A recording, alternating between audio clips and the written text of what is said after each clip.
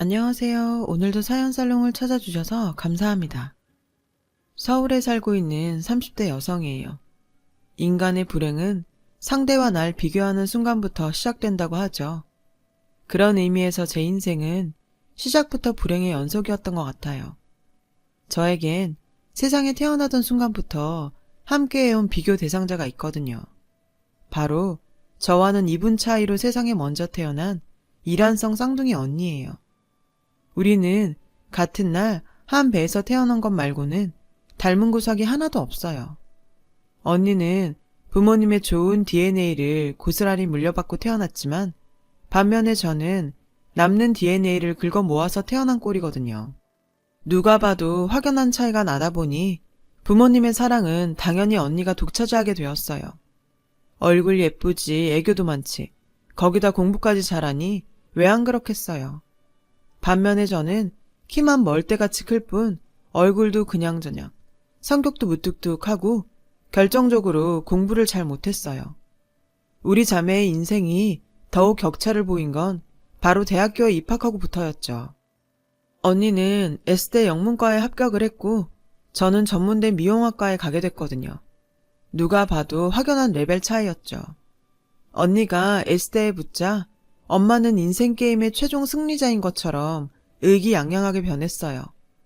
딸만 둘 낳았다고 틈만 나면 손주 타령을 하며 엄마를 구박했던 친할머니와 그에 못지않게 시누이 노릇을 톡톡히 하며 매운 시집살이를 시켰던 고모들 앞에선 더더욱 그랬죠.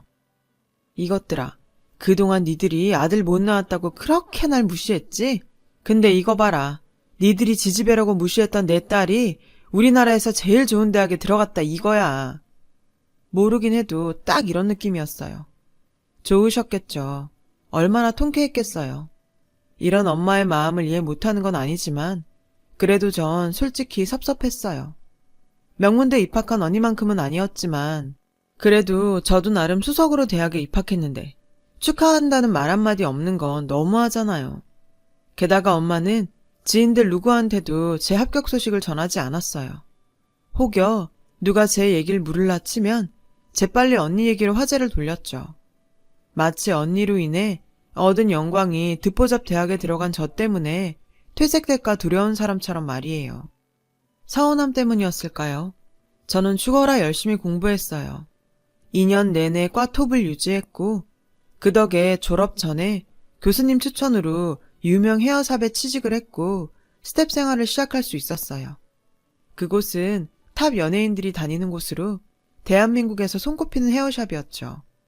당연히 소속 헤어 디자이너들 연봉도 대기업 직원들보다도 훨씬 높았고요. 하지만 말단 스텝들 상황은 달랐어요.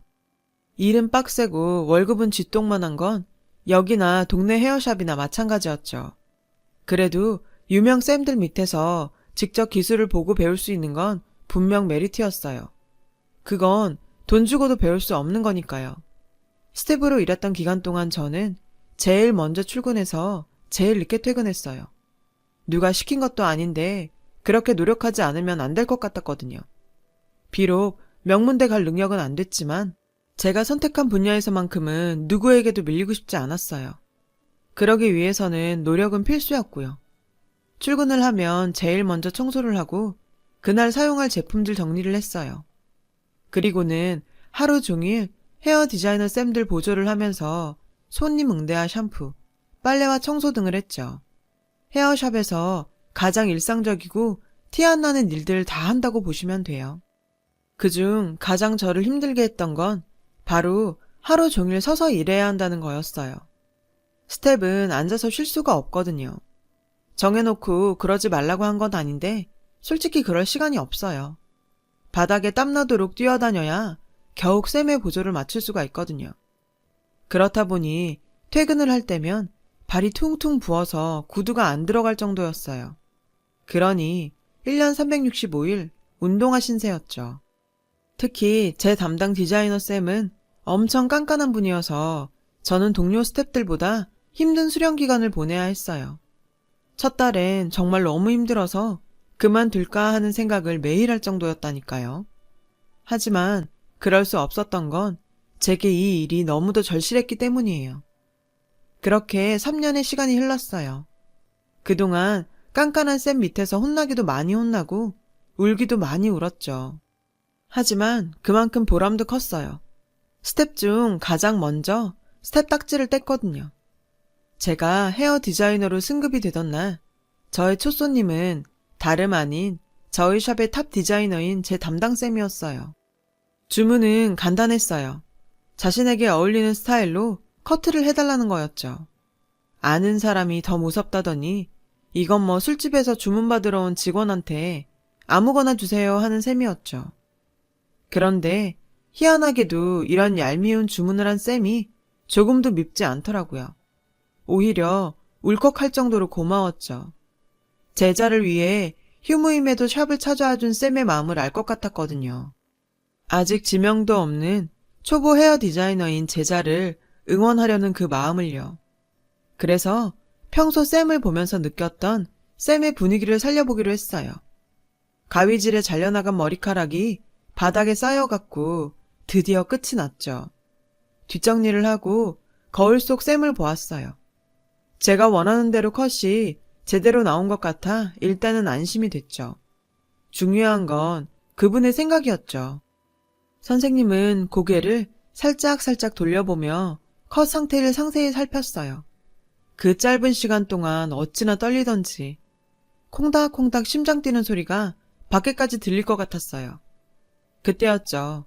쌤이 흐뭇하게 웃으시더니 좋은데? 아주 마음에 들어. 앞으로 내 머리는 수연 씨한테 맡길게. 글쎄 이러시지 뭐예요. 그 순간 눈물이 왈칵 쏟아졌어요. 너무 기쁜데 그래서 웃고 싶었는데 하염없이 눈물이 흘러내리더라고요. 태어나서 처음 제 존재의 가치를 증명받은 기분이었어요. 다른 누구도 아닌 내 스승한테 말이죠. 게다가 그분이 웃는 모습은 처음이었어요. 샵에서 어루망저로 불릴 만큼 차갑기로 소문난 분이었거든요. 탑스타한테도 절대 꿀리지 않을 정도로 아우라가 강한 분이니까요. 그런 선생님이 날 보고 웃어주었다는 사실에 가슴이 벅차고 설렜어요. 그리고 그날 제 가슴을 설레게 했던 쌤은 지금의 제 남편이 되었죠. 쌤의 말대로 쌤의 머리는 평생 제가 맡게 된 거예요. 제가 디자이너로 승격되고 얼마 뒤부터 우리는 연인 사이로 발전했어요. 그리고 3년 뒤 결혼을 약속했죠. 그래서 양가 부모님의 허락을 받기 위해 인사를 드리러 가기로 했죠. 연애 초부터 이미 시동생과는 누나동생 하는 사이였고 시부모님도 몇 번 뵌 적이 있어서 시댁에서 결혼 승낙을 받는 건 솔직히 걱정이 안 됐어요. 평소 저를 많이 예뻐해 주셨기에 당연히 허락해 주실 거라 믿었으니까요. 그리고 결과는 제 예상대로였어요. 하지만 우리 집의 경우는 그 반대였죠. 저희 부모님이 남편의 직업을 가지고 트집을 잡으며 반대하셨거든요. 남사스럽게 남자가 무슨 미용사냐고요. 지금은 시대가 달라졌다고 아무리 설명을 해도 들은 척도 안 하셨어요. 당신들의 딸도 같은 직종에 있는데도 사윗감 직업으로는 안 된다니 이게 말이 되나요?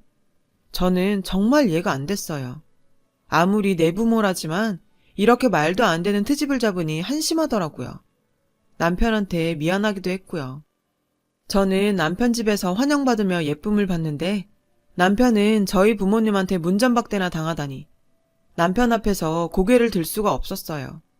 그런데도 남편은 실행기색 하나 없이 꾸준히 저희 집을 찾아갔고 냉대에도 불구하고 한결같이 저희 부모님한테 성심성의껏 했어요. 딸인 저보다 더요. 결국 그런 남편의 노력 덕분에 우린 결혼 승낙을 받을 수 있었어요. 신혼집은 친정 근처에 얻기로 했어요. 친정엄마가 결혼을 허락해 주시면서 걸었던 조건이었거든요. 시부모님과 남편은 저희 엄마가 저를 많이 사랑하셔서 그런 거라고 했지만 저는 그게 아니라는 걸 알고 있었어요. 엄마가 절 그렇게 걱정하거나 챙기는 분이 아니라는 건 어려서부터 익히 알고 있었으니까요. 엄마의 목적은 사위인 제 남편이었어요. 모임 나가기 전 공짜 머리를 할 때라던가 김장할 때 배추 헹구거나 양념 버무릴 일손이 필요하다거나 택시비를 아껴줄 공짜 기사 필요할 때 곁에 두고 부려먹을 요량이었던 거죠. 엄마한테는 꽁으로 부려먹을 머슴 같은 사위가 필요했던 거예요. 솔직히 화가 났지만 아들 없는 처가에서 아들 노릇할 수 있어서 다행이라는 남편을 보며 할 수 없이 참기로 했죠. 장인 장모의 사랑 대신 내가 더 내 남편을 위해주면 되리라 생각하면서요. 그러다 보면 엄마 아빠도 언젠가는 둘째 사위의 마음을 알아주시지 않을까 하는 생각도 조금 했고요. 결혼하고 얼마 뒤 우리 부부는 다니던 헤어샵을 그만두고 집 근처에 가게를 오픈했어요. 규모도 작고 홍보가 덜 된 탓에 고전을 면치 못했지만 실력만큼은 자신 있었죠. 그렇게 한두 달 적자로 버티다가 다행히 수년간 남편한테 머리를 해온 연예인이 샵에 방문하면서 입소문을 타게 됐어요. 스텝도 여럿 두게 됐고 지금은 강남이 아님에도 예약하기 힘든 헤어샵이 됐죠. 개업하고 3년 만의 성과였어요. 이제는 꽃길만 걸으면 된다 생각했던 그때 생각지도 않은 일이 생겼지 뭐예요. 언니의 결혼 이후 엄마가 형부와 제 남편을 차별하기 시작한 거예요. 언니는 저보다 2년 늦게 결혼을 했어요. 형부는 영국인으로 언니가 강의 나가고 있는 대학의 교환 교수예요. 엄마는 외국인의 대학 교수인 큰 사위를 엄청 떠받들었어요. 철철이 홍삼을 다려 먹이는 건 기본이고 한식이 입에 맞을지 걱정이라며 손이 많은 궁중 요리도 해다 바칠 정도였죠. 그뿐인가요? 어딜 가든 그놈의 교수 사위 타령을 하며 자랑을 해댔어요. 누가 보면 엄마 아들인 줄 알겠다니까요. 그래요. 100번 양보해서 그럴 수 있다 쳐요. 근데요, 다른 건 몰라도 먹는 거 가지고 사람을 차별하면 안 되죠. 불만이 쌓여가던 어느 날이었어요. 남편이 오픈 준비를 하다 말고 저희 집에 갔다 온다며 헐레벌떡 나가지 뭐예요. 저희 엄마가 또 호출을 하신 거였죠. 하필 예약도 더 많은 날인데 말이에요. 저는 우리 집 일 때문에 나가는 거라 뭐라고 하지도 못하고 시계만 보며 전전긍긍 남편을 기다리고 있었어요. 그런데 나간 지 3시간이 넘었는데도 돌아오지 않는 거예요. 제 전화도 안 받고요. 하는 수 없이 남편 앞으로 잡혀있는 예약들을 일일이 전화를 걸어 사과를 하곤 취소를 했죠. 생각 같아선 엄마한테 전화해서 한바탕 해대고 싶었지만 일단 꾹 참고 있었죠. 그러다 직접 친정에 가봐야겠다 싶던 그때 남편이 파김치가 돼서 돌아왔어요. 먼지를 잔뜩 뒤집어 쓴 채 말이에요. 여보, 꼴이 그게 뭐야? 도대체 어디서 뭘 하다 왔길래 이 모양이야? 남편은 대답할 기운도 없다며 그대로 소파에 들어 눕더군요. 그리고는 아직 한 끼도 못 먹었다고 짜장면이라도 시켜달라지 뭐예요. 순간 열이 확 오르더라고요. 이 시간까지 엄마가 밥도 안 줬어? 도대체 지금까지 뭘 했는데? 얘기를 들어보니 허리 아픈 아빠 대신 창고방 도배를 해주고 왔다더라고요. 기가 막혔어요. 아니, 그렇게 일을 부려먹었으면 적어도 밥은 먹였어야죠.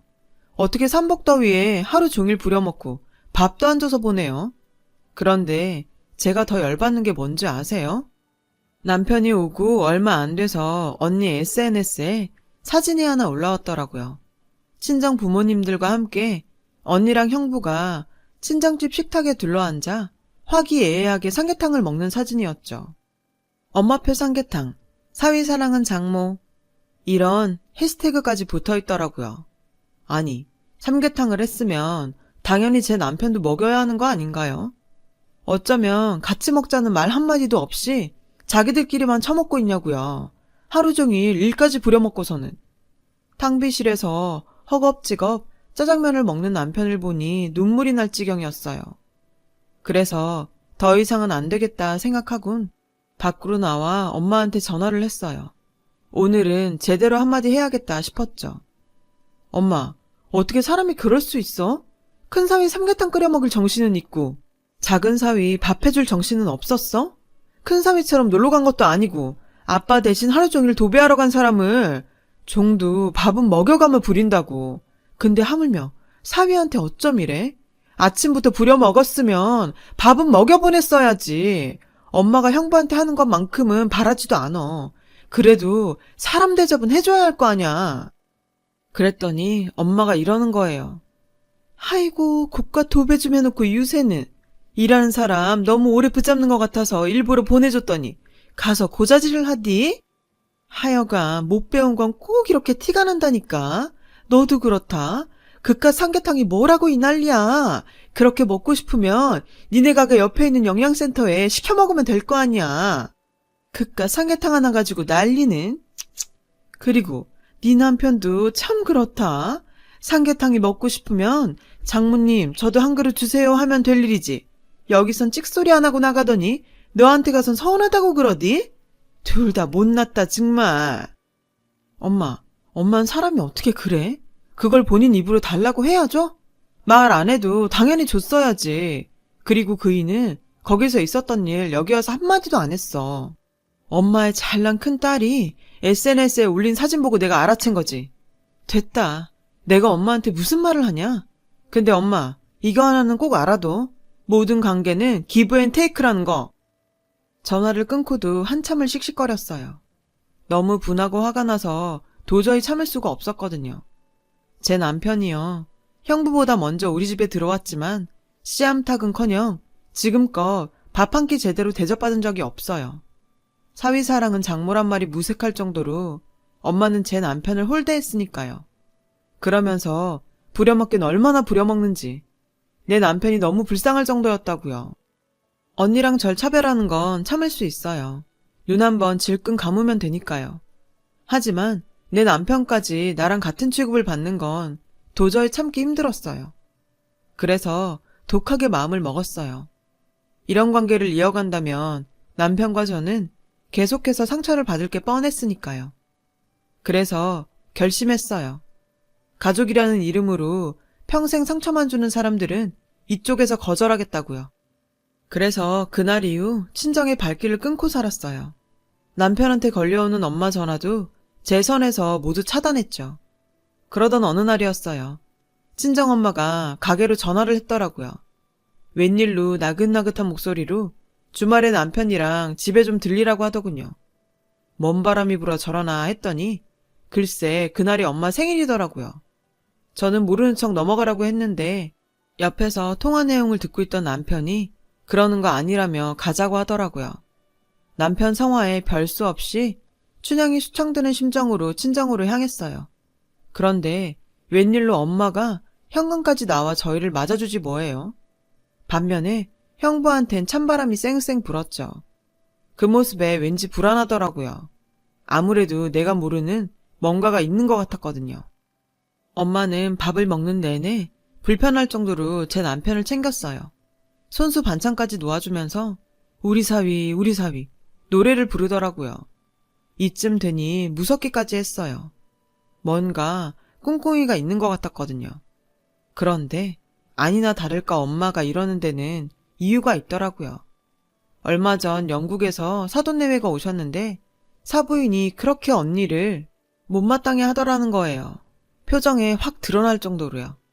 알고 보니 언니는 그동안 시어머니한테 괴롭힘도 당하고 심지어 인종차별까지 당했던 모양이에요.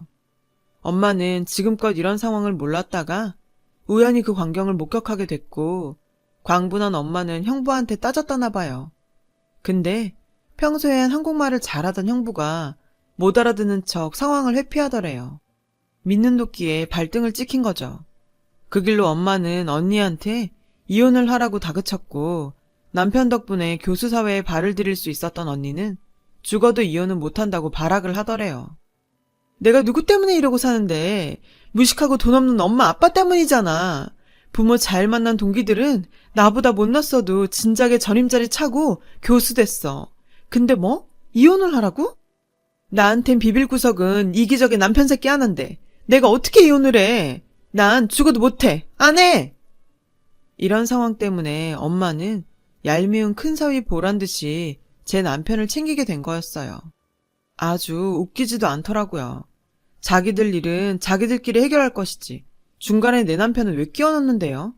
하도 불편해서 밥이 입으로 들어가는지 코로 들어가는지 모를 정도였죠. 그렇게 불편한 저녁 식사를 마치고 선물 증정식이 있었어요. 형부는 안주머니에서 작은 보석 상자를 꺼내 엄마한테 내밀었어요. 그걸 본 엄마는 내심 기뻐하더군요. 그런데 상자를 열어보니 딸랑 머리핀이 하나 들어있지 뭐예요. 딱 봐도 싸구려 길거리표였죠. 순간 엄마 얼굴이 사납게 일그러졌어요. 형부는 고작 머리핀 하나 사와놓고는 생색을 그렇게 내더라고요. 장모님한테 어울리는 디자인을 찾느라 남대문 시장을 10바퀴나 돌았다면서요. 솔직히 놀랄 일도 아니었죠. 문화 차이인지 뭔지는 잘 모르겠지만 형부는 늘 소박한 선물을 해왔거든요. 하지만 일련의 사건이 있는 터라 엄마는 내심 기대를 했었고 그래서 형부의 행동에 그날따라 유독 표정 관리가 안 됐던 거였죠. 그 모습을 본 남편은 저를 툭 치더라고요. 엄마 기분 풀리게 얼른 선물을 드리라 이거죠. 저는 가방에서 돈 봉투를 꺼내 내밀었어요. 돈 봉투를 보자 엄마는 화색을 띠더군요. 이런 건 바로 확인해야 한다며 봉투를 열던 엄마는 두 눈이 휘둥그레졌어요. 봉투엔 500만 원짜리 크루즈 여행권이 들어있었거든요. 엄마는 좋아서 입이 다물어지지 않았죠. 어머머, 내가 실수를 했네. 엄마, 미안. 내가 봉투를 잘못 꺼냈나 봐. 이건 우리 시어머님 드릴 선물이거든. 엄마 건 이거야. 엄마는 현금 좋아해서 현금으로 넣었어. 괜찮지? 저는 엄마 손에 들린 봉투를 빼앗고 10만 원이 든 돈 봉투로 바꿔드렸어요. 현금이란 소리에 내심 기대했던 엄마는 봉투를 열어보곤 얼굴이 확 구겨졌어요. 뭐야, 고작 10만 원이야? 네 시어머니 선물은 500만 원짜리 크루즈 여행권이고 난 고작 10만 원? 너 지금 엄마 가지고 놀리는 거냐? 네가 이러고도 내 딸이라고 할 수 있어? 엄마는 서러운지 눈물까지 글썽였어요. 엄마, 뭐 이런 거 가지고 그래? 난 30년 가까이 엄마한테 이보다 더한 대접을 받고 살았는데 왜? 엄마도 당해보니 서럽고 분해? 그러면서 나한테는 왜 그랬어? 남도 아니고 엄마면서 왜 그랬냐고. 내 가슴엔 수없이 못질을 해놓고 고작 이 정도로 서운해하면 안 되지. 고작 10만 원이라고 했어? 나는 그 10만 원 벌자고 아침부터 밤까지 서서 일해. 엄마한테 갖은 모욕 당하면서 벌은 돈이라고. 내가 그랬지? 모든 관계는 기브 앤 테이크라고. 우리 시어머니 나한테 얼마나 잘해주시는지 알아? 내 생일 땐 하루 종일 서서 일한다고 발 마사지 기계도 사주시고 끼니 못 챙겨 먹을까봐 서은식에 찰떡까지 보내주시고 틈틈이 냉장고에 반찬도 채워주고 가셔. 그뿐인 줄 알아? 명절 때만이라도 편히 쉬라고 일부러 친구분들이랑 여행 떠나셔. 엄마하고는 하늘과 땅 차이로 날 위해 주시고 사랑해 주신다고. 엄마는 한 번이라도 날 생각한 적 있어? 없지? 하긴 엄마한테 언니뿐이니까. 그래서 나도 앞으로는 엄마한테 받은 만큼만 할 생각이야. 그리고 앞으로는 이 함부로 불러대지 마. 이 사람 비싼 몸이야. 엄마 같은 사람이 함부로 불렀을 사람 아니라고. 운전할 사람 필요하면 대리기사 부르고 김장 도와줄 사람 필요하면 도우미 불러. 내 남편 종부리듯 하지 말란 말이야. 그 길로 남편 손을 잡고 친정을 나왔어요. 남편은 들어가 사과하자고 했지만 저는 죽어도 싫다고 했어요. 나도 내 남편도 함부로 대하는 내 부모, 저도 이제는 필요 없으니까요. 얼마 뒤 언니는 결국 별거를 시작했어요. 형부가 돌연 영국으로 가버렸거든요. 언니하고는 더 이상 못 살겠다나요. 결국 엄마의 유일한 자랑거리던 언니는 하루아침에 엄마의 절망이 돼버렸죠. 남편과 저는 바쁜 일상을 보내고 있어요. 달라진 게 있다면 배가 조금씩 불러오고 있다는 정도죠. 제가 임신을 했거든요. 아이를 낳아봐야 엄마 마음을 안다고들 하는데 글쎄요. 제가 아이를 낳는다고 엄마가 제게 왜 그렇게 차별을 했는지 알게 될까요? 저는 아니라고 생각해요. 그래도 언젠가는 엄마를 용서하는 날이 올지도 모르죠. 하지만 아직은 때가 아니라고 생각해요. 지금은 그저 절 아끼고 사랑해주는 사람들한테 집중하고 싶거든요. 내 곁에서 세상 모르고 잠들어 있는 남편과 뱃속의 아이한테 말이에요. 지금까지 제 사연을 들어주셔서 감사합니다. 들어주신 모든 분들, 가족들과 행복한 하루 되시길 바래요. 여러분, 사연 댓글에 응원과 현명한 조언 부탁드려요. 좋아요와 구독은 저에게 큰 힘이 됩니다. 오늘도 좋은 일 가득하세요.